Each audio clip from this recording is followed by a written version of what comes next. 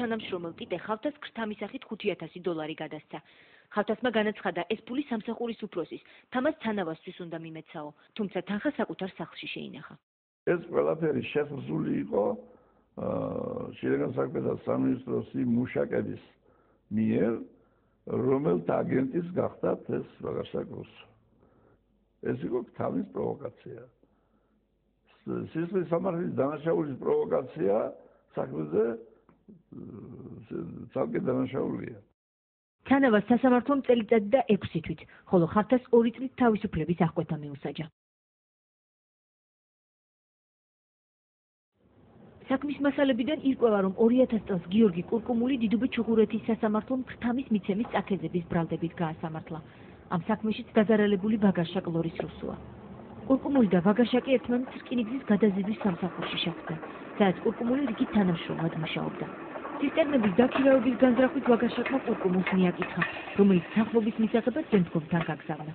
ჩაშლილი გეგმის გამო ქრთამის აღება არავის დაუდასტურდა, ხოლო კურკუმული კი წაქეზებისთვის დაისაჯა და ჯარიმის გადახდა დაეკისრა. გიორგი კურკუმულმა ინტერვიუზე უარი განგვიცხადა, რადგან ამ ფაქტის გახსენება არ სურს. ქუთაისის სასამართლოს არქივში ჩვენ ზაურ ხარაბაძის საქმე ვიპოვეთ. მოქმედება კოპიტნარის აეროპორტში ხდება. 2000 წლის 16 აპრილს სამსახურეობრივ მოვალეობას ვასრულებდი აეროპორტში. გამოცვალდი თავის დროზე თანამშრომლებთან ერთად. როდესაც დაფრინდა თეთრინავი რეისი, მე უნდა შემესრულებია გამეკონტროლებინა, მაგალითად საწვავის აღება, რამდენი ჩაისხამდა, დამეფიქსირებია და შემდეგ თავისი პროცედურა ჩატარებულიო. ამ თვითფრინავს მოსკოვიდან თბილისში მომავალი ვაგარშაკ ლორის რუსო ჩამოხვა და გასაყიდად 200 კილოგრამი კანფეტი ჩამოიტანა. ის 300 ლარით ხელში მიადგა ზაურ ხარაბაძეს, რომელიც თვითფრინავთან იდგა. შემდეგ მოვიდა ის ჩემთან და ჩამიდო ჯიბეში რაღაც იგი და მითხრა, რომ აქ 300 ლარია. 2 წუთში მე დამაკარე. ხარაბაძესაც ადვოკატი ოთარ ბერიშვილი იცავდა. თბილისში მოდიოდა კანფეტებს რა უნდა ქუთაისში. ქუთაისში ჩაიტანა ვითომ. იქ ეს ხარაბაძე გამოიჭირა შესთავაზა ფული. იმან არა იყო, მაგრამ ჩაუდო რაღაც ხერხებით. მერე პოლიციის იმუშაკებმა, რომელსაც ხარაბაძის დაკავება უნდათ, მოახერხეს ის, რომ შეაკოწიწეს საქმე ქრთამის აღების ნიადაგზე. წინასწარმა გამოძიებამ და სასამართლომ დაადგინეს, რომ ზაურ ხარაბაძეს ბარგის გასაცემ სექტორთან კავშირი ან მოლაპარაკება არ ჰქონია. თვითონ კი ბარგის გატანა არ შეეძლო. პროკურატურამ სასამართლოს ვერ განუმარტა, რაში აიღო ქრთამი ხარაბაძემ. მოსამართლემ განაჩენში ჩაწერა. ზემოაღნიშნული საჭიროებდა ყოველ მხრივ სრულ და ობიექტურ გამოძიებას, რაც გამორიცხავდა განსასჯელი მხარის დაეჭვებას იმაში, რომ რუსოს მეშვეობით სამართალდამცავმა სამსახურმა მის მიმართ განახორციელა პროვოკაცია და რომ ვაგარშაკ რუსო არის თანამდებობის პირებზე დაგეშილი პროფესიონალი პროვოკატორი. დავადგინეთ, რომ აქ არა აქვს რეალურად დანაშაული საქმე, მაგრამ ისეა გაჭედილი ეს საქმე გამოძიების მიერ. შეწყვეტა შეუძლებელი შეიქმნა და მაინც იმისათვის რომ არ წვადი და ეწვადა არ ჩამური მოსამართლემ პირობით სასჯელი მისცა და არ დაუპატიმრებიათ ეს კაცი ხარაბაძე. ქუთაისის სააპელაციო სასამართლომ ხარაბაძე ქრთამის ნაწილში გაამართლა და დაადანაშაულა სამსახურეობრივი უფლებამოსილების ბოროტად გამოყენების მცდელობაში, რადგან მან თანამშრომლებს დაავალა ლორის რუსოს დახმარებოდნენ გამბაჟების პროცედურის დაჩქარებაში. ხარაბაძე მიიჩნევს, რომ მის დაკავებას სულ სხვა მიზეზი ჰქონდა. დაძაბული სიტუაცია იყო საერთოდ აეროპორტში, იმიტომ რომ 3-4 სამსახური მუშაობდა, შინაგან საქმეთა სამინისტრო, უშუალება, პოლიცია, ესე ყველა თავის ფუნქციებს ჰქონდა, მაგრამ ამათ ხელმძღვანელობდა კიდე ყოფილი უფროსი, რომელმაც რამდენიმეჯერ დამიბარა კაბინეტში დაქვეითების შემდეგ, მე რკინიგზის უფროსი იყო და ეუბნებოდა, რომ მე ყოველწლიურად მომეხადა 1000 ლარი. ამ შესაძლებლობას მე საერთოდ არ მქონდა და არც ვაკეთებდი ისეთ რამეს, რომ ეს გადამეხადა. ქარელის რაიონის სოფელ ლევთეთში ჩვენ ლორის რუსოს ყველაზე ადრეული მსხვერპლი ვნახეთ. სულიკო ხეთაგური დღეს საკუთარ მეურნეობას ეწევა. პროფესიით ის ჟურნალისტია და წლების წინ ქარელის რაიონული გაზეთის ოქტომბრის გზის კორესპონდენტი იყო. როდესაც მისვლის მიზეზი ავუხსენით და ვაგარშაკი ვუხსენეთ, შეცვა. არაფერი საერთო არ მაქვსო. შემდეგ კი მოგვიყვა, რომ ამ ამბავმა მის ცხოვრებას უდიდესი დაღი დაასვა. არაწყობდა ეს რაიკომს თვითონ მილიციას, რომ ასეთი მწვავე პუბლიკაციები გამოდიოდნენ და ვამხელდით ხოლმე სავაჭრო სფეროში არსებულ დარღვევებს. 21 წლის წინ 1986 წელს გაზეთის რედაქციაში ვაგაშაკ გაიკითხე ლორის რუსო მასაც ეწვია. შესთავაზა რომ ჩემს სახინკლში არ შემოხვიდეთ და პატივს გცემთო. ამაზე მიიღო ძალიან ცივი უარი. ცივი უარი მიიღო. ძალიან უხერხვა კინახამ გავაგდე რედაქციიდან, ოთახიდან უბრალოდ. ხო და მე კარგიო და გავიდა.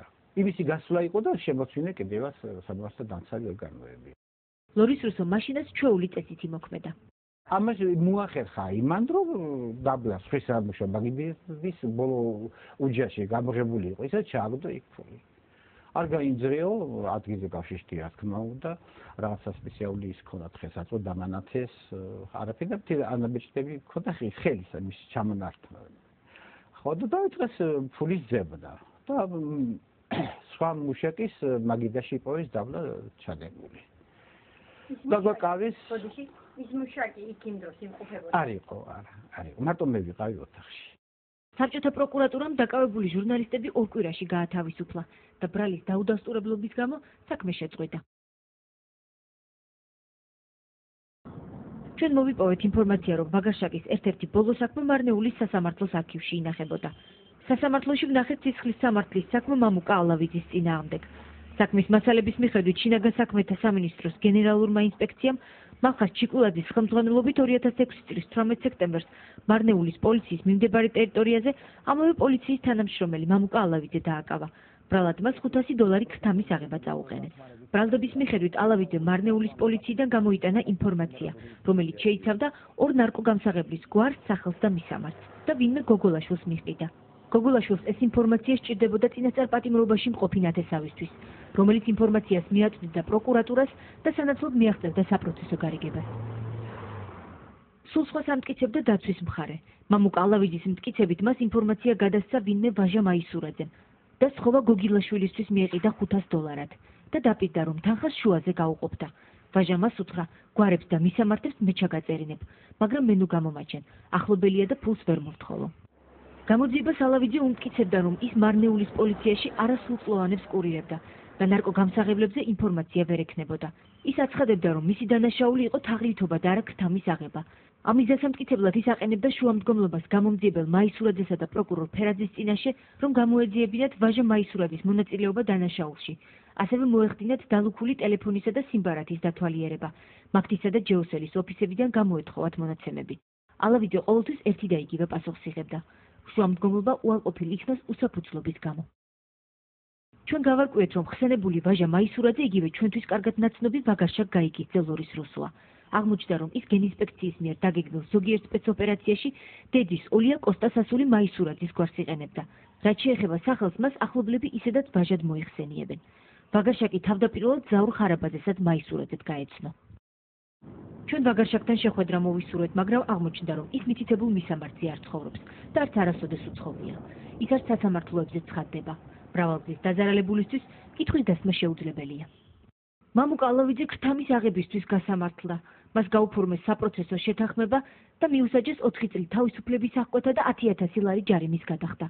ის ამჟამად ავჭალის კოლონიაში ისწავლეს.